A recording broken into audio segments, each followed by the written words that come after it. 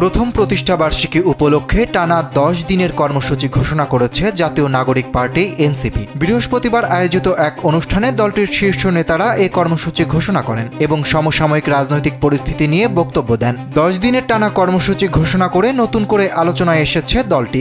আর এতেই প্রশ্ন উঠেছে, প্রথম প্রতিষ্ঠাবার্ষিকী ঘিরে কি বার্তা দিতে চায় জাতীয় নাগরিক পার্টি? ঘোষিত কর্মসূচির কেন্দ্রবিন্দুতে থাকছে আগামী 28 ফেব্রুয়ারি ধানমন্ডির আবাহনী ক্লাব মাঠে কেন্দ্রীয় সমাবেশ ও ইফতার মাহফিল। এতে উপস্থিত থাকবেন নাহিদ ইসলাম, মামুনুল হক এবং ঢাকা 12 আসনের একজন সংসদ সদস্য।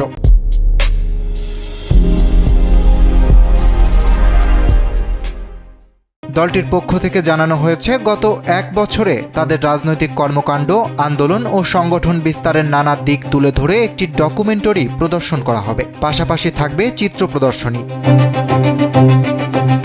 এনসিপি জানিয়েছে, জুলাই শহীদ পরিবার, ফ্যাসিবাদ বিরোধী রাজনৈতিক দলের নেতৃবৃন্দ, গণমাধ্যম কর্মী, অ্যাক্টিভিস্ট এবং সারা দেশের জেলা কমিটির আহ্বায়ক ও সদস্য সচিবদের অংশগ্রহণে 28 ফেব্রুয়ারির ইফতার মাহফিল অনুষ্ঠিত হবে। কেন্দ্রীয় আয়োজনের পাশাপাশি বিভাগীয় পর্যায়েও ধারাবাহিক ইফতার মাহফিলের পরিকল্পনা রয়েছে।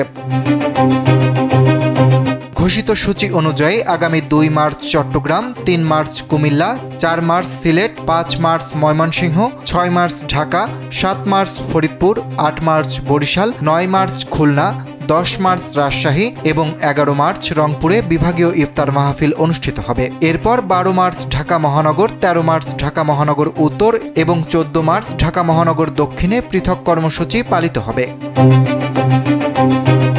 দলটির নেতারা বলছেন, এসব আয়োজনের মাধ্যমে তারা তাদের রাজনৈতিক আদর্শ, ভবিষ্যৎ পরিকল্পনা এবং গণতান্ত্রিক সংস্কার, জবাবদিহিতা ও সাংবিধানিক কাঠামো নিয়ে নিজেদের অবস্থান আরও সুস্পষ্টভাবে জনগণের সামনে তুলে ধরতে চান। অরিত্র বাসু, কালবেলা।